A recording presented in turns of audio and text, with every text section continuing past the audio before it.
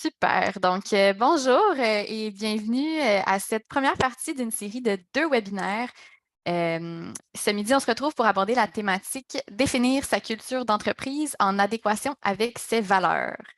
Je me présente, mon nom est Solène Tanguay et je suis chargée de projet communication et marketing événementiel au Réseau Mentorat.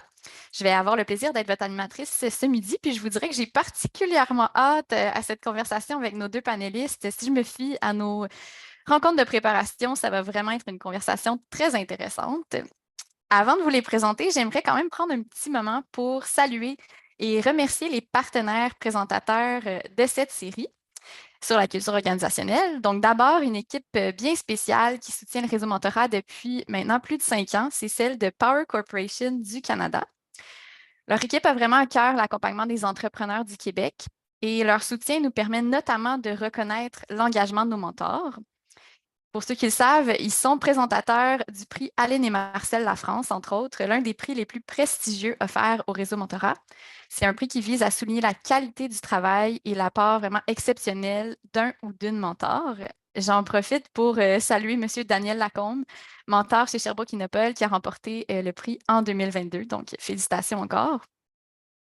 La contribution de Power Corporation du Canada nous permet aussi de diffuser des contenus comme celui d'aujourd'hui qui ont toujours pour objectif de contribuer au développement du plein potentiel des entrepreneurs. La thématique de la culture organisationnelle rejoint vraiment leur volonté de contribuer au mieux-être des organisations et des individus. Donc, merci beaucoup à Power Corporation du Canada. On est aussi très heureux de nous associer à Gestion HSC Montréal pour la présentation de cette série. Pour ceux qui ne savent pas, Gestion HSC Montréal, c'est une revue trimestrielle qui s'adresse aux gens d'affaires, aux gestionnaires et aux décideurs. D'ailleurs, les membres du réseau Mentorat bénéficient d'un rabais de 50 sur leur abonnement à la revue dans le cadre de notre programme Privilège. Vous pouvez retrouver tous les détails sur notre site web qui va justement être affiché dans le clavardage à l'instant. La revue, c'est vraiment une superbe ressource pour retrouver des conseils et des pistes de réflexion pour toutes celles et ceux qui cherchent à devenir de meilleurs gestionnaires. Donc, justement, la thématique de la série, la culture organisationnelle, devrait vous aider en ce sens-là. C'est pourquoi à Gestion HSC à Montréal n'a pas du tout hésité lorsqu'on leur a proposé cette collaboration. Donc, au nom de toute l'équipe du réseau Mentorat, merci infiniment à ces 2 partenaires présentateurs. Maintenant, permettez-moi de vous présenter nos 2 panélistes avec qui j'aurai la chance d'échanger aujourd'hui. Souhaitons d'abord la bienvenue à notre première panéliste, Sandra Salvoni. Bienvenue, Sandra. Elle est Merci. mentor depuis 2019 au Réseau Mentorat Montréal, entrepreneur depuis 2013 dans le milieu du coaching et du développement organisationnel. Elle détient une maîtrise en développement organisationnel et elle est même d'ailleurs au doctorat actuellement, un doctorat en gestion. Elle se consacre vraiment au mieux-être des entreprises chez InPower. Donc, vraiment contente d'être avec toi aujourd'hui, Sandra. Bienvenue. Oui, ben merci. Très heureuse aussi d'être là avec vous. Je souhaite aussi la bienvenue à Daniel Giroux, qui est notre deuxième panéliste. De son côté, Daniel est mentor depuis 2015 au sein de Sherbrooke Innopol. C'est un entrepreneur dans l'âme depuis qu'il est tout jeune. Je pense qu'il me disait qu'il avait déjà pensé à sa première entreprise quand il avait 9 ans, là, donc vraiment un passionné de l'entrepreneuriat. En 2002, il a fondé Axial, qui est une entreprise spécialisée en commerce électronique. Et la culture d'entreprise occupe une place très, très importante au sein de son équipe qui compte plus d'une vingtaine d'employés. Donc, il est ici pour nous parler de la culture d'entreprise chez Axial, justement. Bienvenue, Daniel. Merci, bien content d'être là, puis j'ai hâte de partager ces expériences-là avec vous. Génial. Ben, merci à tous les deux d'avoir accepté l'invitation. Puis bienvenue. Est-ce que vous vous sentez un petit peu fébrile pour la discussion d'aujourd'hui? Quand même Oui, un peu. quand même un petit peu, en espérant répondre aux questions là, de tous les participants. Oui, tout à fait. Puis justement, en parlant de période de questions, je prends une petite minute pour donner les consignes à nos participants. Donc, si vous pouvez, je vous invite vraiment à ouvrir vos caméras. Le mentorat, c'est une relation humaine, hein, donc on veut toujours le plus possible voir à qui on parle, à qui on s'adresse. Donc, n'hésitez pas à ouvrir vos caméras si vous le pouvez. Je vous invite aussi à interagir via le clavardage. Donc, pour ceux qui sont habitués de Zoom, j'imagine qu'il y en a plusieurs là, rendus en 2023, mais pour ceux qui ne sont pas habitués, en bas de l'écran, vous avez une petite bulle sur laquelle vous pouvez cliquer. Soit ça s'appelle chat ou clavardage, là, selon votre version de Zoom.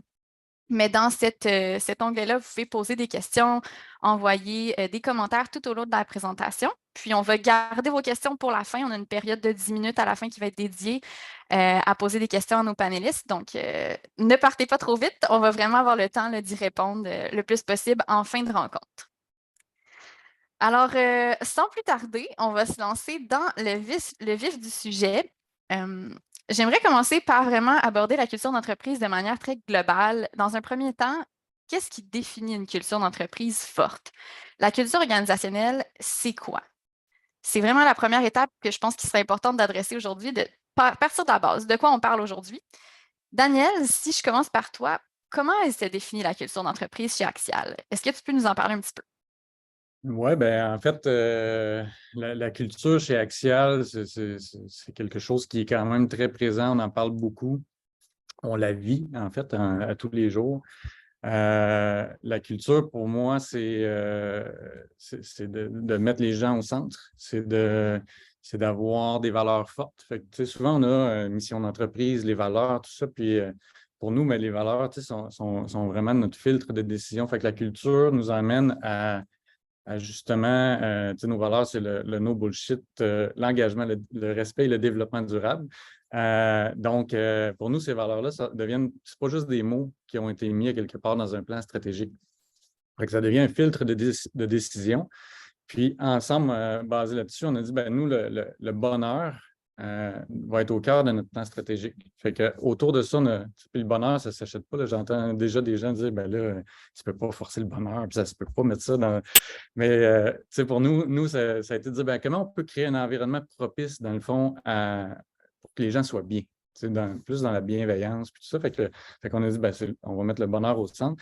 Puis, on a créé finalement toutes sortes de règles à travers justement nos valeurs et cet objectif-là commun pour créer un environnement qui est amusant, où il n'y a pas de tension, où nos clients sont des collaborateurs. Fait que c'est ça pour nous la culture, c'est le bonheur, c'est le bien-être. Fait que de partir de vos valeurs, puis de vraiment décliner ça, en fait, dans un environnement, une ambiance autour, le faire vivre, en fait, ce bonheur-là. C'est un peu comme ça que tu la caractérises, en fait, votre culture. Exactement. Puis là, ben, tu sais, pour être en lien avec ça, ben là, il faut, c'est comme on dit en bon français, walk the talk. Tu sais, ça veut dire qu'il faut être très cohérent avec ce qu'on a envie de mettre en place, parce que sinon, notre culture peut être un peu déformée puis pas nous ressembler au final. Fait que ça, c'est super important d'être cohérent au day-to-day puis de faire des actions concrètes pour justement venir appuyer cette culture-là qu'on veut la plus forte possible finalement. Comment la transmettre? Effectivement, on va y revenir plus tard dans le webinaire. Il y a quelqu'un qui dit les bottines doivent suivre les babines dans le chat. Effectivement, je pense que c'est au cœur de ta conversation d'aujourd'hui. Si je me tourne peut-être vers Sandra, de ton côté, est-ce que tu as des ingrédients clés qui pourraient nous aider à définir c'est quoi une culture organisationnelle qui est forte? Oui. Ben, en fait, une culture organisationnelle, Daniel parlait de la mission, de la vision, puis des valeurs. Des fois, on retrouve ça sur les murs de l'organisation, puis, ou même pour vous, mais il faut que ça soit vécu. C'est sûr que les valeurs, des fois, les rituels, là, comment qu'on fait, comment qu'on travaille, le savoir-faire, puis les méthodes de travail, ça en fait partie. Mais le savoir-être, c'est souvent ce qui est au cœur d'une culture organisationnelle forte. Là, Daniel ne l'a pas mentionné là, mais il dit no bullshit, là. Dans une de ses valeurs, on mise souvent sur ce qui est important de penser. Bon, notre mission, c'est ça, notre vision, nos valeurs, c'est la bienveillance, etc. Mais il est aussi super important quand on parle d'une culture organisationnelle de savoir c'est quoi qui n'est pas acceptable. C'est quoi qu'on ne veut pas. Puis là, je sais que Daniel, tu peux rebondir là-dessus parce que tu le fais, toi, tu le fais vraiment dans ton organisation. Mais tu sais, de définir c'est quoi qui est acceptable, c'est quoi qui ne l'est pas pour que la culture soit forte.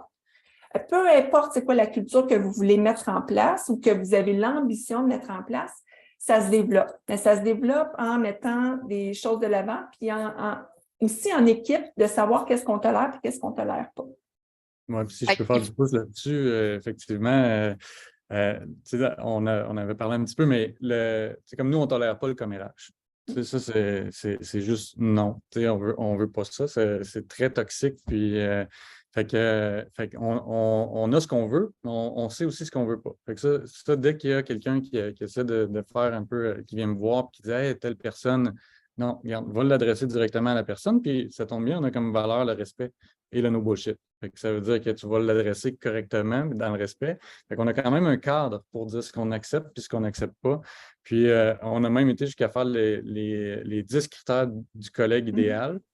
Tu sais. Fait que ça dit ce qu'on veut, mais la contrepartie est vraie aussi. Ça veut dire, si on s'attend de quelqu'un qui est de bonne humeur, qui ne chiale pas, ben, quelqu'un qui arrive en chialant, c'est non, c'est pas accepté. Quelqu'un qui lève le ton et qui se met, par exemple, à sacrer après quelqu'un, ça n'a juste pas de place chez nous.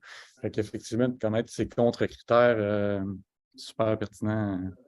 Donc, ça fait partie de la culture aussi de mettre le doigt sur ce qu'on ne veut pas être. Fait que oui, qu'est-ce qu'on veut prôner, qu'est-ce qu'on veut être, mais aussi qu'est-ce qu'on ne veut pas être. À l'inverse, c'est des éléments que peut-être on oublie des fois de mettre de l'avant, mais qui sont tout aussi importants là, de ce que je comprends, Sandra. Bien, exactement. Alors, puis en fait, je vais juste rajouter, tu sais, la culture, là, ça se définit comme une expérience. Fait que, pas juste affiché, mais vraiment, on parle d'expérience employée. Mais c'est quoi l'expérience qu'on veut faire vivre à nos employés quand ils sont là? Mais pas juste à nos employés, aussi à nos fournisseurs, à nos partenaires. Tu sais, c'est vraiment, c'est quoi l'ambiance, l'environnement qu'on veut faire vivre. C'est à partir de là qu'on peut dire qu'il y a une culture. Tant qu'il n'y a pas d'expérience dans la licence où on veut y aller, tant qu'on ne le vit pas, bien, la culture n'est pas encore assez forte. Donc, il faut vraiment mettre d'autres choses en place, puis insister sur le message et les comportements surtout. Donc, ce que j'entends, c'est que la culture organisationnelle, ça se traduit vraiment par une expérience. Souvent, c'est un peu intangible, le concept de culture. On ne sait pas exactement c'est quoi, mais Sandra, ce que tu nous dis, c'est qu'il faut vraiment miser sur une expérience. Puis, on a souvent le terme expérience employée là, qui revient dans ces situations-là. Là, tout à fait. Ouais. Oui, vas-y, Daniel. Peut-être que, tu sais, comme tu dis, c'est aussi, ça touche l'extérieur de juste notre organisation, parce qu'effectivement, tu sais, je peux avoir toute la bonne volonté pour mettre le bonheur en place ici. C'est comme nous, on a aussi, on a défini, dans le fond, les critères du client idéal. Donc, on appelle ça le client clonable chez nous. C'est pour ça qu'on affiche nos valeurs. Tu sais, on est devenu B Corp, Carboneutre. On affiche nos valeurs pour attirer finalement des clients qui nous ressemblent, qui ont nos valeurs. Parce que, tu sais, si un client crie après mes employés tous les jours, ben, tu sais, tout ce que j'essaie de faire au niveau de ma culture, ça ne fonctionnera pas. Fait que tu apportes un bon point en disant que c'est plus large que juste l'équipe. Il faut regarder tout l'écosystème de l'entreprise pour être sûr qu'il n'y a pas quelque chose de nocif qui vient finalement affecter notre culture. Donc, la culture, elle se traduit aussi au niveau du choix des clients, des collaborateurs, en fait. C'est un tout qui englobe là, les opérations de l'organisation. En fait, c'est super intéressant là, de voir que de ton côté, Daniel, vous faites également cet effort-là envers vos collaborateurs, vos fournisseurs, vos clients, de les choisir en fonction de vos valeurs. C'est une super approche, là. Du côté si on parle de l'impact d'une culture forte, est-ce que, Sandra, peut-être tu peux nous parler de quel impact ça peut avoir au sein d'une organisation quand il y a une culture qui est très forte? Mais comme je disais, juste là, ça impacte l'expérience employée. Puis une culture forte va faire en sorte qu'on crée une cohérence entre la stratégie d'entreprise, mais pas juste la stratégie d'entreprise. Tu sais. Sûrement que plusieurs d'entre vous êtes solopreneurs ou des petites PME, mais tout part des dirigeants, hein? Tout part de ceux qui ont bâti l'entreprise. C'est quoi qu'ils veulent mettre de l'avant? Tu sais, on est souvent parti d'une organisation si on travaillait en entreprise pour des raisons X, Y, Z, puis on veut créer une nouvelle ambiance, une nouvelle façon de faire. Donc, il faut d'abord se connaître comme entrepreneur pour savoir qu'est-ce qu'on veut créer comme culture. Souvent, c'est vraiment nos valeurs personnelles qui vont se refléter dans nos valeurs puis nos croyances organisationnelles. Puis ce qui est important pour que ça soit fort, c'est que ça soit vécu au positif, au quotidien. Donc, dans ce qui est positif, dans ce qui n'est pas accepté, Daniel parle, on choisit nos clients un peu. Des fois, c'est pas tant les choisir, mais de leur dire ou d'être très affirmatif dans toutes les sphères de notre organisation pour dire, bon, ça, c'est un comportement qu'on ne tolère pas. Ça me fait un peu penser, tu vois, à la clinique, là, puis il y a un papier, ici, nous n'acceptons pas la violence verbale, etc. il y a un petit peu ça, d'être aussi très aligné par rapport à ce qu'on veut prôner, ce qu'on dégage. Puis c'est ça qui va faire en sorte que c'est fort. Puis, faut aussi se dire que, dépendamment où l'entreprise est rendue, elle va évoluer, cette culture-là.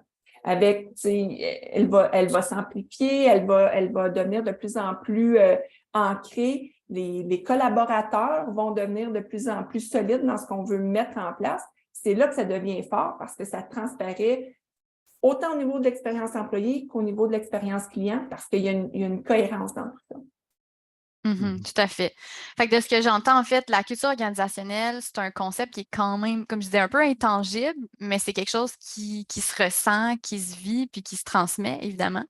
Ça peut se traduire par des comportements. Daniel, tu nous parlais, pas de commérage, des choses comme ça, le respect, une ambiance. Fait que quand on parle de bonheur, moi, j'imagine que c'est assez festif chez vous, Daniel. Là, je vois les petites lumières en arrière. Là, Oui, donc, ben, en fait, là, vous pouvez voir, je suis dans le bar. Là. Fait que là, Il y a de la bière en arrière. on a là. la bière de ce côté-là, puis tout ça. Fait qu'on a un espace 5 à 7. On essaie de, tu sais, au-delà de travailler fort, parce que là, ils vont dire on ne travaille pas chez Axel. Non, non. On travaille fort, mais on sait s'amuser aussi, puis prendre le temps. Tu sais, puis moi, c'est important, on fait beaucoup d'événements où les conjoints de mes employés sont là, leurs enfants, fait que je les connais, tu sais, ça devient une grande famille, puis tout ça, fait que ça c'est important aussi qu'il y ait quelque chose qui cimente ça plus solidement. Mhm. Super. Puis au-delà de l'ambiance, des comportements et tout ça, ça semble aussi être une façon de collaborer avec des partenaires externes, à l'interne aussi également. Là. Ce qu'il faut retenir, je pense que ça repose vraiment sur l'humain. Là. Donc, au réseau Mentorat, on s'intéresse toujours à l'humain entrepreneur, mais quand on parle de culture, c'est vraiment l'humain qui passe avant tout. Donc, très, très intéressant. Je vous amènerais peut-être vers comment on la définit, cette culture-là. Là? Donc, on comprend un petit peu mieux c'est quoi, qu'est-ce que ça mange en hiver, la culture organisationnelle, mais si on va plus loin, comment on la définit pour qu'elle soit vraiment propre à nos valeurs puis propre à ce qu'on veut mettre de l'avant. Là. Sandra, si je commence par toi, comment on fait là, pour définir une culture qui nous ressemble puis sur quoi il faut s'appuyer? Bien, pour commencer, il faut se connaître. Il faut se connaître ce qui est important pour nous, puis de bien l'établir, tu sais, de bien l'ancrer, puis d'être authentique avec soi-même, tu sais. La façon que ça se manifeste, hein, tu sais, comment qu'on la définit, c'est sûr que c'est par rapport à nos valeurs, qu'est-ce qu'on veut. Tu sais, puis là, je vais être un peu plus spirituel, là, si on peut dire ça en guillemets. Mais tu sais, il faut qu'on contribue à quelque chose de plus grand que nous. C'est pour ça qu'on est entrepreneur. On a une idée, on a de la créativité autour de ça, mais tu sais, tantôt, tu dis ça tourne autour de l'humain. Moi, j'aime bien dire que ça tourne autour du savoir-être. Donc, tu sais, comment qu'on est en entreprise, qui on est comme entreprise. Donc, tu sais, avec toutes les valeurs que ça sous-tend, mais pas juste les valeurs, c'est quoi nos croyances autour de ça? En quoi on croit, puis en quoi on croit moins, pour être capable de déterminer c'est quoi finalement, ce qu'on tolère ou ce qu'on ne tolère pas comme comportement au sein de l'entreprise, mais au sein avec nos entrepreneurs, nos partenaires. Fait que de s'appuyer vraiment sur nos valeurs, nos croyances, ça part de là. Si, Daniel, je me tourne vers toi, quelles étaient tes croyances initiales, tes valeurs initiales qui ont mené à la culture chez Axial? Oui, ben, peut-être avant, tu sais, il y a quand même plusieurs mentorés là, qui nous écoutent. Là, puis, tu sais, quand on part une entreprise, tu sais, on ne connaît pas tout ça autant que moi, mettons, après 20 ans, tu sais, je dis, on choisit nos clients. Puis, c'est plus facile un petit peu après 20 ans, tu sais, quand on n'est pas en train de s'établir. Fait que, tu sais, au début, moi, j'avais un voisin qui disait tout le temps, tu sais, on ne fait pas aux autres ce qu'on ne veut pas se faire faire. Puis ça m'a marqué. Puis il disait aussi pas capable est mort, son petit frère s'appelle Essaye. Puis tu sais, ces deux dictons-là m'ont vraiment comme marqué puis m'ont fait grandir. Puis, fait que, tu sais, chez nous, là, il y a des fenêtres partout là, pour les gens voient dehors. Moi, je ne travaillerais pas dans un bureau, pas de fenêtre. Ça, c'est moi. Tu sais, c'est pas que c'est mal de travailler dans un bureau, pas de fenêtre, mais fait que c'est vraiment, on a bâti la culture finalement au fur et à mesure de nos expériences, justement basées sur cette valeur-là, comme le développement durable. C'est une valeur que je porte en moi, puis que j'ai amenée à l'équipe. Puis, on fait plein d'actions là, en ce sens-là pour être une entreprise qui est responsable et tout ça. Fait que, c'est sûr que nos valeurs personnelles là, vont venir bâtir ça, puis ça se fait quand même, on devient de plus en plus confiant avec le temps. Fait que quand on démarre, ben, c'est plus difficile, mais en même temps, ça a beaucoup de valeur de bien se connaître, puis d'être un peu plus affirmatif, puis de faire des bons choix pour construire cette culture-là. Fait que ça part de ces deux fameux proverbes, de tes valeurs de développement durable et tout ça. Donc, tu t'es posé ces questions-là toi-même en tant qu'entrepreneur pour ensuite voir où tu veux amener ton organisation. Mais après, ce que je comprends, c'est que ça évolue, puis il faut la faire évoluer aussi, cette culture-là. Est-ce que, Sandra, de ton côté, tu peux nous en parler un petit peu? C'est évolutif, une culture? C'est sûr que c'est évolutif. Puis je dois dire qu'au départ, on n'est pas du tout conscient. On ne se dit pas, on part dans une entreprise, puis on se part une entreprise, on dit hey, ma culture, ça va être ça. Je veux juste gérer vos attentes. Ce n'est pas nécessairement comme ça. Donc, on débute notre projet entrepreneurial, on a certaines valeurs, ce qui est important pour nous, mais ça évolue au fil du temps, au fil de nos clients. Au fil de... On apprend à se connaître à travers les expériences aussi. Qu'est-ce qu'on tolère, qu'est-ce qu'on ne tolère pas? Et quand, là, Daniel, tu vas sûrement nous en parler, mais quand l'équipe grandit, comment on gère ça, une équipe qui grandit avec des valeurs qui nous sont propres, mais qu'on veut transmettre à toute l'équipe? Il y a une évolution à travers ça. On va être confronté à certains enjeux et puis ça fait partie du processus. Ce que j'aime bien, Daniel, quand il parle de ces deux citations, moi, j'aime beaucoup parler de c'est quoi nos ressources quand on parle de culture organisationnelle. Bien, il y a souvent des stratégies, donc qu'est-ce qui nous permet d'avancer. Donc, ça va filer un petit peu comment on avance dans les différents enjeux qu'on a ou différents défis. Mais tu sais, ça peut être des citations, ça peut être des images qui vont être très marquées, qui vont faire ou des mots, ou vraiment peut-être même des chansons là, qui vont nous rassembler, mais qui vont faire que ça va nous apporter une certaine cohérence, limite un réconfort dans ce qu'on fait, puis que ça nous aligne. Et bien, la façon aussi qu'on se met en action, c'est quoi qu'on met de l'avant, puis comment qu'on le fait, ça va définir, puis ça va faire évoluer notre... Puis il y a des essais et erreurs, hein? Comment qu'on se sent après, là, ben, oh, ça, j'aime un peu moins ça. OK, on prend un pas de recul, puis qu'est-ce que je veux vraiment comme culture, comme comportement qui est au sein de mon organisation. Puis de ton côté, Daniel, comment ça a évolué justement la culture chez Axial, puis de quelle façon? Là? Je pense que c'était aussi beaucoup en lien avec l'équipe là, de ce que tu me racontais. Ben, en fait, la culture, là, on ne s'assoit pas un matin et on dit la culture, ça va être ça. La culture, ça se vit, ça se développe. Puis un moment donné, même j'ai comme été un peu surpris, comme tu revires de bord et tu dis OK, Axial, on a une culture forte, puis on a quelque chose qui est peut-être différent un petit peu, qui est à nous, qui est propre à nous. Puis ça s'est bâti au fil du temps, puis beaucoup en équipe, puis beaucoup par essai-erreur. Chaque fois qu'on s'est rivé le nez sur quelque chose, justement, tout ce qu'on n'accepte pas, pour savoir qu'on ne l'accepte pas, il faut l'avoir vécu. C'est plate, là, mais c'est un peu ça. Fait que chaque fois qu'on a vécu quelque chose de négatif, quelque chose qui nous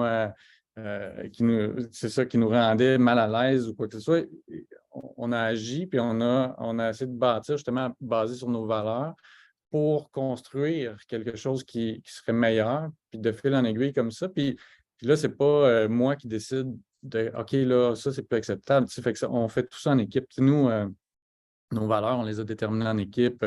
Quand on fait notre alignement stratégique, comment on va réussir à accomplir tout ça, on le fait en équipe. Fait que l'équipe a beaucoup, beaucoup d'importance là-dedans. Puis s'ils peuvent contribuer à définir, c'est comme nos 10 critères du collègue idéal, c'est l'équipe qui a soumis des critères, on a voté ensemble pour déterminer c'était quoi les 10 critères idéaux.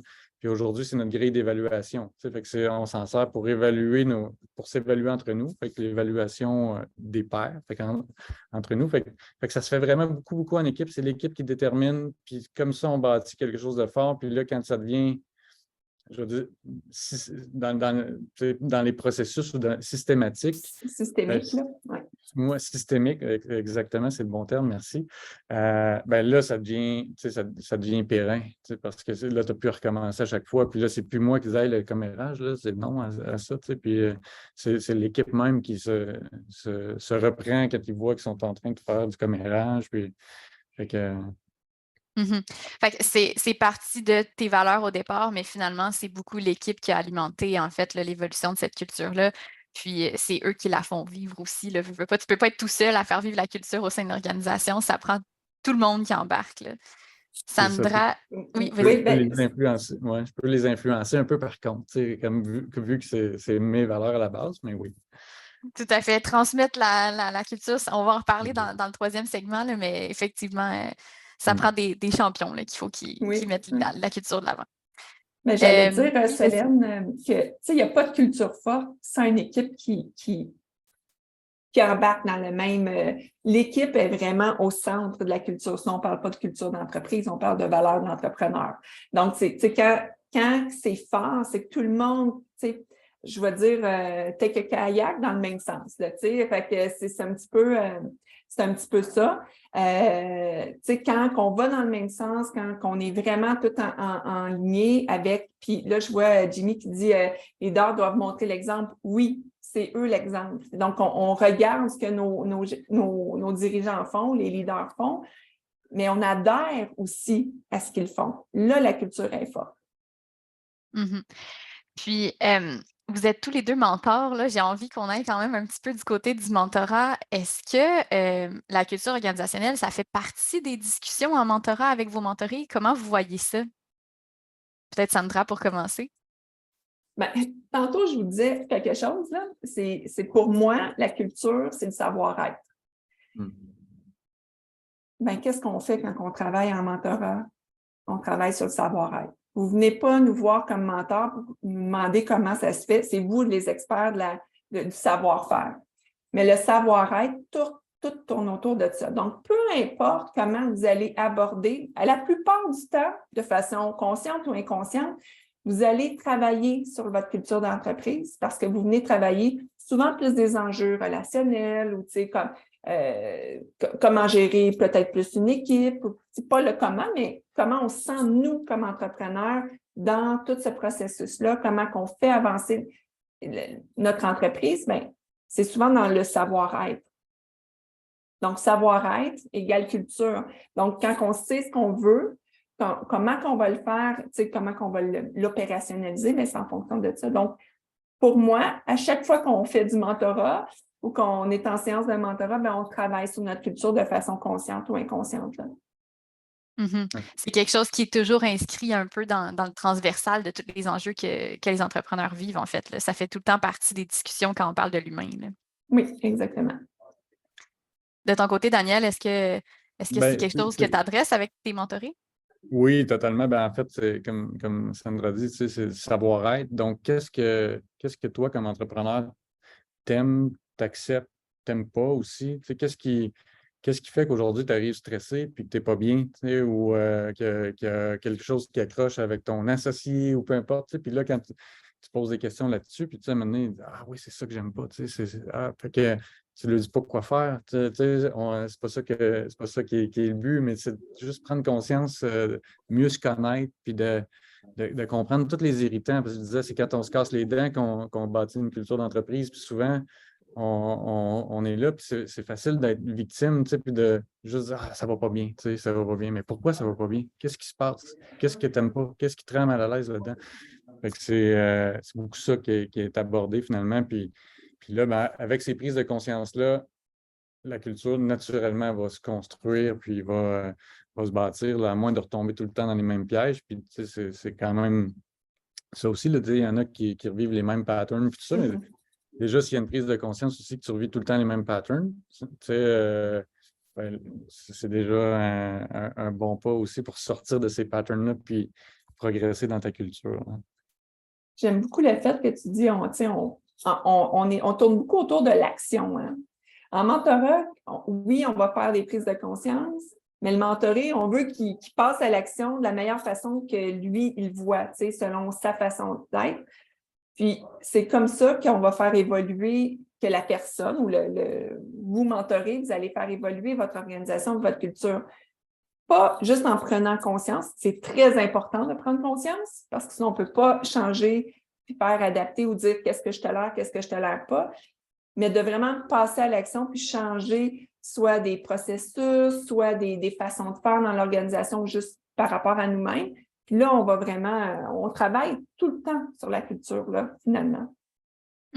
Fait que sans nécessairement poser la question directement, c'est quoi ta culture? Parce que ça, c'est extrêmement difficile à répondre de ce que je comprends là, de notre discussion. C'est plus de voir à travers les enjeux puis les défis, qu'est-ce qui a peut-être un lien avec la culture puis les valeurs de l'entrepreneur, puis qu'est-ce qui pourrait l'aider dans avec une prise de conscience, en fait, de où est-ce qu'il veut s'en aller. Fait que j'imagine que c'est beaucoup des questions de qu'est-ce que tu veux, qu'est-ce que tu recherches, c'est quoi les valeurs derrière ça. Est-ce que vous avez des questions un peu clés là, que vous posez à vos mentorés en lien avec la culture organisationnelle? Ben, en lien avec la culture, tu sais, en fait, je reviens souvent avec qu'est-ce qu'on ne tolère pas, là. Tu sais, quand on a quelque chose qui nous... les questions que tu as posées, que tu as nommées tantôt, Daniel, sont super pertinentes. On les pose toutes. Tu sais, puis pas... Qu'est-ce qui te fatigue, tu sais, peut-on, là-dedans? Qu'est-ce que tu voudrais changer? Comment tu verrais que ça... C'est vraiment de l'amener dans une introspection qui change de paradigme pour qu'il trouve des solutions qui lui sont propres à lui. Tu sais, nous, on n'est pas là pour imposer quoi que ce soit, pas du tout, parce que sinon, ça ne fonctionnerait pas de toute manière. Le mentorat est là pour guider, poser des questions, faire de l'introspection. Puis ça, c'est vraiment des questions quand on parle du pourquoi, quand on parle du comment, mais comment la personne va le changer, qu'est-ce qui fait du sens pour elle. Tu sais, c'est beaucoup par rapport au sens, là, au sens du mentoring. Puis, tu sais, ce que souvent, là, tu sais, être en affaires, c'est pas facile, là, on va se le dire. Là. C'est pas toujours facile, en tout cas. Puis, il y a des périodes où il y a beaucoup de stress. Tu sais, puis, c'est quand les gens se tournent vers le mentorat, c'est souvent qu'ils veulent justement être capables soit de relativiser ou de voir, tu sais, est-ce que je vois tous les angles morts. Puis là, ben, par le reflet de questions comme ça, tu sais, ben, qu'est-ce qui t'empêche de dormir la nuit? Tu sais, qu'est-ce qui fait que tu es plus anxieux en ce moment? Qu'est-ce qui fait que tu n'y crois pas tant que ça à ton nouveau contrat? Fait que c'est toutes des questions qui t'emmènent à réfléchir à tes peurs, finalement, tu sais, puis tes doutes. Puis là, ben, basé là-dessus, tu sais, c'est déjà un début de réponse pour trouver un peu plus qu'est-ce que tu veux, qu'est-ce que tu n'aimes pas, puis bâtir cette culture-là. Tu sais, comme je disais, la culture chez Axial, je n'ai pas cherché à la construire. J'ai cherché à construire la meilleure entreprise possible. Puis je me reviens d'abord, puis je constate que, on a une belle culture, puis on a bâti quelque chose de solide. Tu sais, je pense que pour nos mentorés, c'est un peu le même processus, tu sais, de dire où est-ce que je veux être dans 5 ans? Tu sais, qu'est-ce que j'aimerais avoir accompli aussi, parce que ça prend des rêves. Tu sais, c'est pas juste de régler les problèmes au fur et à mesure, tu sais, en se cassant les dents, comme je disais tantôt, mais il faut aussi rêver puis essayer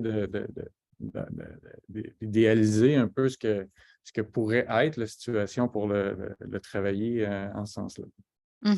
Fait que d'imaginer à plus long terme qu'est-ce qu'on veut dégager comme atmosphère, comme culture au sein de son équipe, là, tout à fait.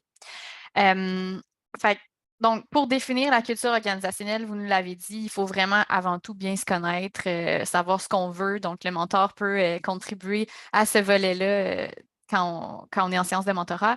On comprend aussi qu'il faut rester agile, donc faire évoluer la culture selon le contexte, selon l'équipe. Daniel, tu nous en as beaucoup parlé. C'est intéressant, justement, d'impliquer l'équipe dans ces réflexions-là. Mais encore une fois, on revient toujours à l'aspect humain.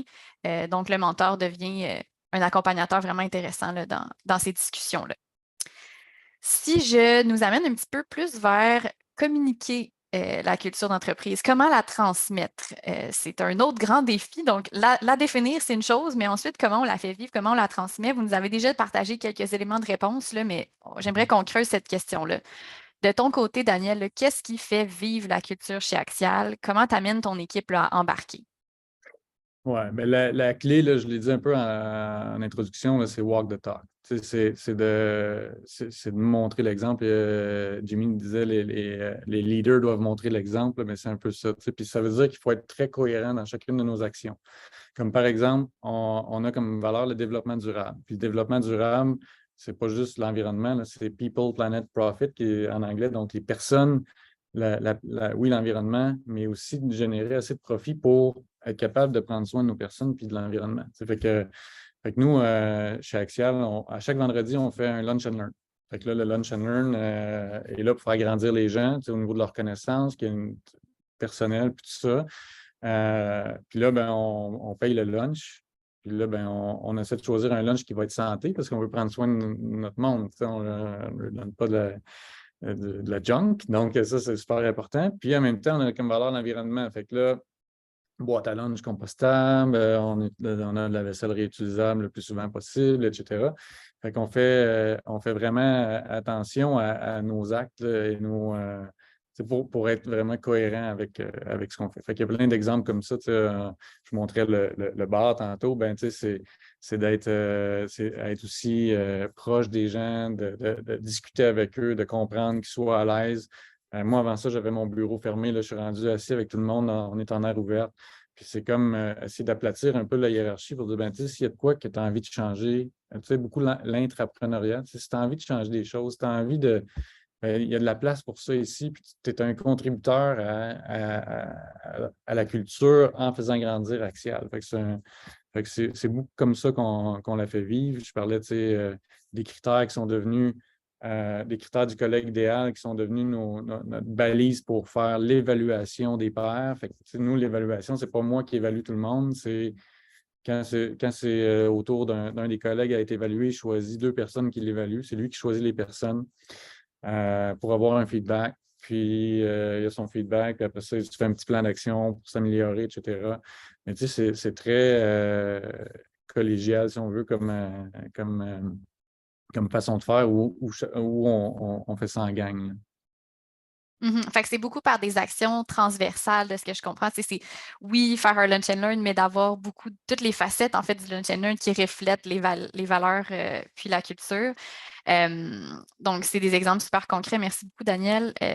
De ton côté, Sandra, est-ce que tu peux nous parler un petit peu de quelle approche il faut favoriser pour faire vivre une culture? Est-ce que c'est une approche directive? Est-ce qu'il faut imposer des choses? Là, est-ce que tu peux nous parler un petit peu de comment on s'y prend? Là? Bon, premièrement, comme je disais tantôt, ça ne s'impose pas une culture, ça se vit puis ça se transmet. C'est sûr que là, j'ai vu une petite question passer sur la vision. La vision, la mission est importante. Où est-ce qu'on se voit comme entreprise dans puis là, 5 ans, c'est quasiment rendu trop loin, là, c'est dans 2 ans. Là. Qu'est-ce qu'on veut transmettre comme entreprise? Bien, quand on fait des choses comme ça, bien, on parle de stratégie. C'est quoi nos stratégies d'entreprise? Parce que la vision, elle doit se découler un petit peu par des stratégies qu'on va vivre au quotidien. Mais tu sais, il faut se poser des questions. C'est quoi nos forces comme entreprise? C'est quoi les forces qui distinguent nos équipes ou pas? Puis pourquoi nos employés restent? Pourquoi ils quittent? Ça, c'est plein de questions qu'on peut se poser pour définir un peu quel genre de culture on veut aller, puis est-ce qu'on est en ligne avec ou pas? Parce que ça se peut qu'on ait une vision de la culture qu'on veut mettre en type plus paternaliste, on va dire. Puis finalement, ben c'est pas ça qu'on fait vivre à nos employés, donc ça doit évoluer. Mais il faut communiquer. Ça passe tout par la communication, communiquer de façon constante, de façon différente. En communication, on dit souvent il faut que tu passes le message 5 à 7 fois, de 5 à 7 fois différentes. Mais c'est un peu ça. Fait que, on communique jamais assez qu'est-ce qui est important pour nous, où est-ce qu'on veut aller comme organisation, puis qu'est-ce qu'on veut léguer. Moi, je pense beaucoup à on va penser à Axial dans 20 ans, on pense à quoi? C'était quoi sa culture? Qu'est-ce qui était là? Qu'elle existe ou qu'elle n'existe pas, on va s'en rappeler parce que c'est ça qui était véhiculé. Les employés vont parler de ça. Puis, dans le fond, une culture, ça se transmet, oui, dans des processus très formels au niveau de l'organisation, avec la liste du collègue idéal, puis Mais ça se joue aussi dans l'informel, dans le sens comment les collègues ou les employés interagissent entre eux. Ça, c'est, tu sais, pour que tu aies le courage de dire à ton collègue, ben ici, le commérage, on tolère pas ça. Tu sais, attention, c'est du commérage. Il faut qu'il y ait une confiance qui soit déjà établie. Tu sais. Fait que ça, c'est un petit peu dans l'informel, mais ça se crée puis ça évolue dans le temps. Fait que autant dans des processus formels mis en place, là, Daniel, tu nous parlais du collègue idéal, tu parlais de vos valeurs, il y a des choses très explicites et claires, mais dans l'informel, les discussions de corridor, c'est là où ça se traduit puis ça se vit plus concrètement, là. Au niveau de la culture chez Axial, est-ce que tu peux nous en parler un petit peu, Daniel, comment les employés embarquent, comment ça se traduit dans les conversations, dans les actions, en fait, des collègues et des employés? Ben, en fait, je pense qu'il y a une conscience, qu'il y a une culture chez Axial de la part des gens parce que justement, on en parle, on la vit beaucoup. Tu sais, les valeurs, je disais, c'est un filtre de décision, fait que le no bullshit, l'engagement. Mais tu sais, il faut être, encore une fois, cohérent. Fait que, tu sais, maintenant, l'équipe dit, ben là, vous nous dites qu'on a l'engagement comme valeur. Pour nous, l'engagement, là, c'est de travailler au projet d'un client comme si c'était le nôtre, tu sais, puis que c'est comme si c'était notre argent, puis mais là, vous nous dites tout quoi faire dans l'ordre, tu sais, puis c'est peut-être pas l'ordre qu'on veut. Fait qu'on a vraiment changé la façon dont on gère les projets à l'interne pour ramener plus de, je vais dire, de pouvoir aux équipes, tu sais, mais plus puis là, la valeur de l'engagement se vit, puis là, cette culture-là. Fait que, tu sais, c'est beaucoup en laissant, je pense, la place à la discussion, tu sais, puis nous, quand on fait notre planification stratégique, on implique tout le monde. Tu sais, il y a une première ronde, si on veut, de grand alignement où on détermine où on veut aller. Plus en équipe, je veux dire, de direction, là, même si on est très aplati comme structure. Puis après ça, on implique tout le monde sur comment on va faire ça. Fait que, tu sais, ça devient leurs actions. Puis, tu parlais de messages, tu sais, qu'il faut communiquer, puis recommuniquer. Puis, ben nous, à chaque fois qu'on a un nouvel employé, qu'il y a une nouvelle personne qui se joint à l'équipe, ben, il y a un processus de onboarding qui est défini. Puis, il y a au moins 1 heure avec chaque personne qui est avec moi où j'explique la vision. Tu sais, on parlait de vision tantôt, Sandra posait la question, là, allez-vous parler de la vision? Bien, c'est sûr que tu sais, dans notre vision de où on veut aller, il y a beaucoup des éléments de culture. Fait que forcément, c'est important de la communiquer. Fait que nous, on fait un plan stratégique, on travaille en équipe, mais la personne qui arrive, qui est nouvelle, elle ne connaît pas ce plan-là, elle n'a pas participé à le faire. Fait que là, je prends le temps d'expliquer d'où on vient, pourquoi on est rendu avec un plan comme ça, puis où est-ce qu'on s'en va. Fait que ça lui permet d'adhérer plus facilement à la culture, tu sais, au-delà de présenter les valeurs, puis la mission, puis tout ça. Fait que c'est de présenter où on s'en va aussi. Fait que ça donne des actions, tu sais, ça devient concret pour l'équipe, puis là, ben, ils sont plus engagés. Mmh. Puis, Sandra, est-ce que tu peux nous parler un petit peu, je sais que ton doctorat, entre autres, est en lien avec cette thématique-là. Là, sans aller trop dans le détail, on a aussi tout ce qui est télétravail, mode hybride. C'est un nouveau défi qu'on va d'ailleurs aborder dans la deuxième partie de cette série. Mais étant donné que tu es avec nous aujourd'hui autour de la table, là, je serais curieuse de t'entendre sur c'est quoi les grands défis nouveaux, en fait, en lien avec la culture organisationnelle. Ah, là, on n'est pas sans se cacher, vous l'avez tous. C'est ça la beauté de la pandémie, c'est qu'on a tous vécu à peu près le même événement en même temps, que ce soit gestionnaire, dirigeant ou employé. Fait que, tu sais, il y a une plus grande compréhension de ce qui se vit.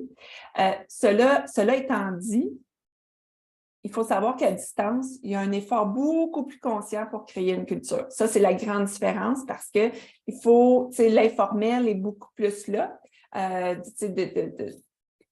façon de communiquer sa culture va être vraiment différente, puis il va devoir y avoir plus d'efforts à faire là-dessus. Dépendamment quel type d'organisation vous êtes, parce que il y a certains types d'entreprises qui sont plus dans l'innovation, qui vont avoir un peu le profil plus compétitif, là, donc ils veulent, c'est des startups qui veulent innover, etc. Bien, eux, ils vont être beaucoup plus compétitifs. Fait qu'il y a comme un alignement qui se fait là parce que c'est par rapport au marché. Mais en télétravail, quand il y a un dérapage, on le voit moins, on le sent moins. C'est entre collègues. On est moins là pour rattraper ce qu'on entendait avant dans les corridors, puis qu'on fait il me semble que je ne le file pas. Sauf que je dis souvent en télétravail, il faut faire confiance à son ressenti. Donc, il faut beaucoup plus de courage sais, on ressent quelque chose comme collègue ou comme entrepreneur, comme dirigeant, dire OK, ça, il me semble que c'est pas normal. Quand on est ensemble, on va faire OK, je vais aller chercher 1, 2, 3, 4 validations, je vais le voir. Mais là, on n'a pas le temps pour ça. Sinon, le comportement peut s'ancrer. Puis là, c'est d'avoir du courage pour agir beaucoup plus rapidement puis avoir des conversations très authentiques, très bienveillantes, mais de façon plus rapide quand on ressent quelque chose. Donc, je dirais qu'en télétravail, pour la culture d'entreprise, oui, il faut communiquer, puis il faut être créatif. Là, il y a de la créativité en masse qui doit être mise de l'avant là, puis c'est un des enjeux du télétravail, hein? C'est comment on garde la culture qu'on avait si bien bâtie en présentiel aujourd'hui. C'est vrai, pas pour rien que la plupart des entreprises qui veulent retourner en présentiel, c'est là-dessus. Ils disent, ouais, mais on a perdu l'essence, on a perdu le feeling, tu sais, qu'on avait ensemble, le plaisir. Mais il faut être créatif. Il faut être vraiment créatif puis communiquer, puis rassembler, être très rassembleur là, par rapport à ce qu'on met de l'avant. Oui, fait que ça amène des nouveaux défis parce qu'il faut recréer cette culture-là dans un contexte complètement différent, mais demeure quand même qu'il faut rester centré sur les valeurs, la vision qu'on a envie de mettre de l'avant. Fait que ça reste les mêmes enjeux de culture, c'est juste que les moyens vont probablement être différents, en fait, pour les accomplir. Je vois qu'on a déjà vraiment beaucoup de questions dans le chat, fait que je vais tout de suite sauter aux questions des participants si ça vous va. Et d'ailleurs, merci là, à tous les participants qui posent des questions. On en a vraiment plusieurs, là. Puis aussi, avant, dans le formulaire d'inscription, en fait, on avait demandé aux participants si vous aviez des questions. Je vais commencer par ceux-là. On avait déjà eu 2 questions. Une première de Jérémy Catudal. Comment gérer un top performer qui n'a pas les mêmes valeurs que nous? Je pense que Daniel, tu avais une expérience en lien avec ça. On a eu quelques-unes, en fait. Puis, tu sais, souvent, nous, on les appelle les hey players, là, les joueurs étoiles ou. Puis, je ne sais pas comment les gérer concrètement. Moi, j'ai beaucoup agi. Tu sais, c'est dangereux pour une culture d'entreprise, ça, parce que souvent, ils n'adhèrent pas aux valeurs. C'est des gens qui bousculent, qui bousculent les autres, les règles, parce qu'ils veulent avancer. Personnellement, je pense que ça peut être bénéfique pour l'organisation si on est capable de le cadrer. Fait que moi, j'ai beaucoup agi comme tampon entre autres dans 2, 3 situations là, où je les ai. J'ai protégé l'équipe, si on veut, de cette personne-là qui était un peu néfaste au niveau de la culture, mais qui pouvait nous faire grandir au niveau de l'entreprise. Qui viennent chambouler un peu des règles et tout ça. Fait que c'est quand même très dangereux. Il faut faire vraiment attention à ça. Puis des fois, on est mieux de laisser passer un A-player que de briser une culture qui est forte. Fait que ça, c'est mon constat. Puis souvent, ces joueurs étoiles-là, ben, ils sont de passage de toute façon. Fait que tu sais, si on est capable, puis moi, c'est ce que j'ai réussi à faire à 2, 3 reprises, comme je disais, de moins capitaliser sur ces gens-là pour faire grandir l'entreprise, mais en conservant la culture, en mettant un petit peu un mur, ben, ça a permis à l'entreprise de grandir sans briser. Mais c'est des gens qui partent automatiquement.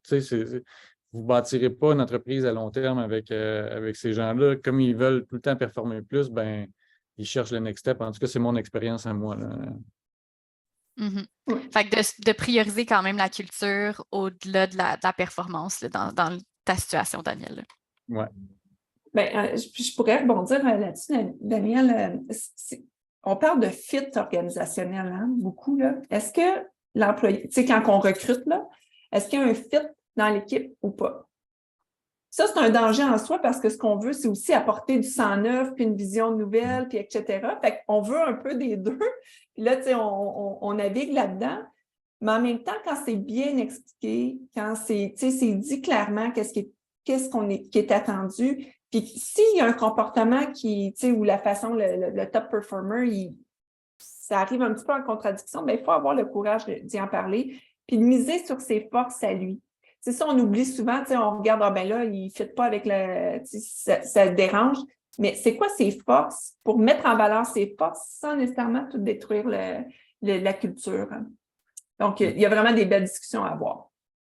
Ouais. Fait que il y a quand même moyen d'amener ces top performers-là vers la culture qu'on souhaite instaurer. Là. Donc, de travailler aussi avec cette personne-là, travailler les comportements, les valeurs.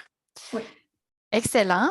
J'ai une question aussi qui nous vient de Noé Thiel. Comment construire une culture d'entreprise en accord avec le développement durable? Je pense que Daniel t'en a parlé un petit peu tantôt, là, mais tu peux peut-être nous rafraîchir un peu la mémoire, là. On disait que la culture part beaucoup des valeurs de l'individu. Fait que, tu sais, si c'est une valeur importante pour vous, ben, je pense que ça va s'inscrire naturellement. Tu sais, nous, on a notre premier plan de développement durable chez Axel, on l'a fait en 2011, alors que ce n'était pas du tout populaire. C'était pas à la mode. On a fait l'étalonnage de nos déchets pesés, etc. Tu sais, puis, fait que c'est ça. Fait que ça, je pense que c'est ça. Ça part de la culture, puis après ça, de bien communiquer, d'être cohérent, encore une fois. Tu sais, si tu dis, ben moi, l'environnement, c'est important, puis que tous tes gestes disent le contraire, ça ne marche pas. Fait que puis ça peut se bâtir, puis ça peut se transmettre. Tu sais, puis souvent, il va y avoir des leaders aussi naturels qui vont émerger de l'équipe. Fait que ça, c'est important aussi de leur laisser une place selon ce qu'on veut bâtir. Fait que moi, chez nous, j'ai quelqu'un qui est une championne de l'environnement, puis à chaque année, elle organise un petit lunch and learn sur qu'est-ce qui va dans quel bac, parce qu'on ne sait jamais qu'est-ce qui va dans quel bac, puis comment ça marche. Puis on a même eu la brigade verte là, qui est venue nous voir pour nous expliquer tout ça. Puis, fait que, tu sais, c'est quand même possible de faire de la place à des valeurs comme ça. Super. Fait que d'avoir des champions, en fait, qui vont diffuser ces valeurs-là de développement durable, puis qui vont amener aussi une connaissance, en fait, en lien avec cette valeur-là. Là. Super. Oui. Je sauterai peut-être tout de suite à la prochaine question. On a Myriam Gagnon-Couture qui nous dit « Selon vous, y a-t-il des cultures d'entreprise qui peuvent se traduire par une expérience négative pour les employés? Pourriez-vous nous donner des exemples ou nous donner des trucs pour éviter cela? » C'est quand même intéressant. Est-ce qu'il y a des éléments de culture qui peuvent avoir un effet un peu pervers? Bon, je vais commencer, Daniel. Bien, c'est sûr qu'il y a des éléments de culture qui peuvent être, mais je pense qu'ils sont inconscients. Tu sais, je pense qu'il y a un modèle de culture là, qui parle du modèle, tu as une culture de clan, tu as une culture plus structurelle, mais c'est vraiment une histoire de fit. Et puis, je reviens à cette histoire de fit-là, parce que quelqu'un qui veut mettre de l'avant ses idées, qui veut mettre de l'avant, qui est un top performer, puis lui, là, il sait exactement où il s'en va, puis comment que ça devrait être fait, puis que ce n'est pas valorisé dans l'organisation parce que c'est plus structurel, c'est plus la hiérarchie, puis c'est structurel. Il ne s'y retrouvera pas. Donc, dépendamment de ce qu'on veut mettre de l'avant, est-ce qu'on veut favoriser l'innovation ou pas? Si c'est ça, bien, si c'est très formel, très structurel, ça ne fonctionnera pas. On ne sera pas capable de faire émerger ça. Donc, je ne crois pas qu'il y a vraiment des éléments qui sont négatifs, mais il faut que notre culture soit en cohérence avec ce qu'on veut atteindre comme objectif, puis c'est quoi la vision qu'on a de notre organisation. Donc, tu sais, il y en a qui se plaisent extrêmement bien là, dans quelque chose de très structuré parce que c'est ça qu'ils ont besoin, puis il y en a qui ne s'y retrouvent pas du tout. Fait qu'ils ne resteront pas de toute manière. Mais il ne faut pas nécessairement remettre en cause nos valeurs et notre culture nécessairement, mais c'est sûr qu'il faut savoir, si on voit qu'il y a plein de gens qui démissionnent ou qui s'en vont, bien, il faut se poser la question. C'est quoi qui fait qu'ils s'en vont, puis est-ce qu'on peut ajuster le tir? C'est cette histoire d'ajustement, cet ajustement-là dans le temps. Mm-hmm. Daniel, est-ce que tu aimerais rajouter quelque chose? Bien, je pourrais, tu sais, Myriam, de notre côté, on a mis le bonheur au centre de notre plan stratégique, tu sais, puis là, des fois, ça peut faire peur. Puis là, je suis en train de lire le livre Le piège du bonheur. Parce qu'il semblerait-il qu'il y a un piège au bonheur. Puis, d'obliger, par exemple, les gens à être toujours heureux puis jamais le dire quand ça ne file pas, par exemple, ça serait un des pièges. Fait que là, il y a des éléments, des fois, qu'on met dans notre culture qui peuvent contribuer, comme Sandra disait, à peut-être plus de démissions ou quoi que ce soit. Ce n'est pas notre cas. Mais moi, je suis à l'affût. J'essaie de rester à l'affût de ça pour voir, tu sais, OK, puis là, il y a quelqu'un qui m'a parlé de ce livre-là. Ça a pris 5 minutes, puis je l'avais acheté parce que je disais, il faut que je les cite, parce qu'effectivement, que des éléments qui nous apparaissent super positifs peuvent devenir finalement le contraire. Fait qu'il faut faire attention. Je voudrais juste faire un petit exemple vite. Là. Moi, je suis une fille qui adore le changement, là, comme la plupart des entrepreneurs. Là, on aime ça. Là. Mais tu sais, quand on est un entrepreneur qui carbure au changement, mais nous, on est full enthousiasme là, au changement. Tu sais. Mais ça ne veut pas dire que toute notre équipe est prête à tous ces changements-là. Donc, il faut juste être comme un peu, il faut se calibrer un petit peu avec le reste de l'équipe. Est-ce qu'on va trop vite, moins vite? Tu sais. Puis des fois, c'est juste notre façon d'être. Puis c'est pas nécessairement la culture qu'il faut changer, mais il faut peut-être le faire différemment. Tout à fait. Si je passe à une autre question, j'ai Élodie Nicolas qui nous dit: avez-vous noté une différence depuis que vous avez mis en place le processus de onboarding de nouveaux employés? Là, je pense que ça s'adresse plus à Daniel. Là. Est-ce que le fait d'avoir une culture d'entreprise forte et bien définie facilite pour vous le recrutement de collaborateurs alignés? Il y a comme deux questions. C'est sûr que notre page culture, carrière sur notre site web, nos postings, même le ton, on a vraiment revu la rédaction, la façon dont on rédige nos offres d'emploi pour attirer des gens que ça fait vibrer. Fait que ça se reflète même sur le recrutement de clients, pour être bien honnête. Là, fait qu'on a des clients qui viennent chez nous parce qu'on est B Corp, parce qu'on s'affiche comme étant une entreprise où le bonheur a une place importante, puis que la collaboration est saine. Fait que oui, je pense qu'on attire des gens qui sont déjà en lien. Le onboarding, le processus d'onboarding, pour vrai, c'est quelque chose qui est formidable là, en termes de levier là, pour que les gens grandissent plus vite, puis adhèrent, puis fassent partie. Finalement, l'idée là, dans un clan, c'est d'en faire partie, qu'il y ait un sentiment d'appartenance, puis tout ça. Fait que ça, c'est merveilleux. Est-ce que tous les gens qu'on recrute restent? Puis non. Que ça arrive qu'on se trompe, mais on le voit plus rapidement, par contre. Ça fait que avant ça pouvait prendre 1 an, 2 ans, 3 ans avant qu'on se dise hey, lui, il ne fait pas tout à fait avec nous. Là, on le voit plus vite parce que c'est plus fort. Ça clash plus quand il y a quelque chose qui. Il y a une lumière qui est au-dessus de la personne qui dit ah, moi, je ne fais pas avec les valeurs. Puis c'est pas vrai, il n'y a pas une vraie lumière, là, mais c'est plus apparent. Fait que ça aide à garder un alignement plus facilement. En fait, ça aide à voir l'alignement rapidement, le fait que vous ayez bien défini votre culture. Ouais. C'est malheureusement tout le temps qu'on avait pour les questions. Je sais qu'il y en a d'autres. On va voir si on peut y répondre d'une manière différente. Là, mais merci vraiment à tous ceux qui ont posé des questions. C'est super intéressant. Puis ceux qui s'étaient en lien avec la culture en télétravail, sachez que la deuxième partie de cette série sera vraiment sur le volet télétravail. Fait que participez à la prochaine séance, là, puis vous allez pouvoir avoir plus de réponses à vos questions. Si on prend une petite dernière minute ensemble, là, Sandra, Daniel, j'aimerais avoir votre mot de la fin. Là.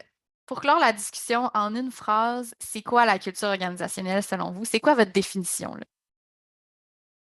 Peut-être Daniel d'abord. Oui, mais pour moi, la culture, c'est d'être authentique. La culture, c'est une entreprise qui est vraie, qui fait les choses pour les bonnes raisons, puis qui croit vraiment en l'humain, puis en le potentiel de travailler en équipe, qu'en groupe, c'est mieux, puis un beau groupe bien formé. Fait que j'ai pas une définition très scientifique de la chose. Moi, c'est très le vécu, très humain, très, très le cœur, finalement. Fait que pour moi, c'est ça, la culture d'entreprise. Super. Sandra, de ton côté? Ben, Daniel, il parle de sa culture, hein? Vous avez compris, c'est sa culture chez lui, c'est très ancré, donc c'est pour ça que c'est de ça qu'il parle là comme mot de la fin.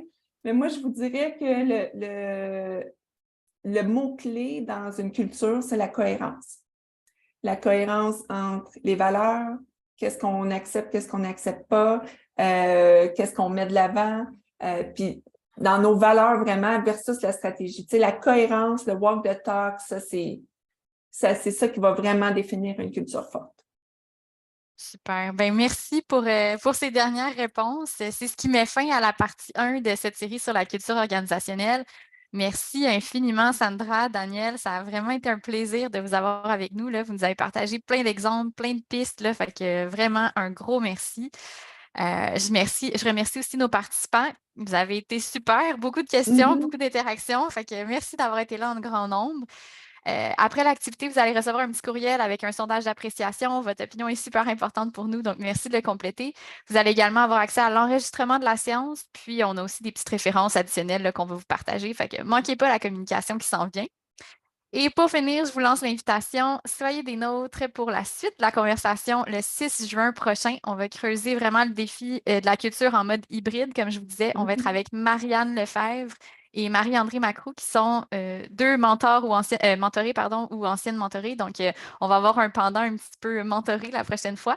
Et les inscriptions sont ouvertes. Ma collègue Emmanuelle a déjà partagé le lien dans le chat. Donc, je vous invite à vous inscrire. Merci d'avoir été avec nous et merci encore à Power Corporation du Canada et Gestion HEC Montréal pour le soutien. Donc, sur ce, je vous souhaite un très bon après-midi. Merci. Merci.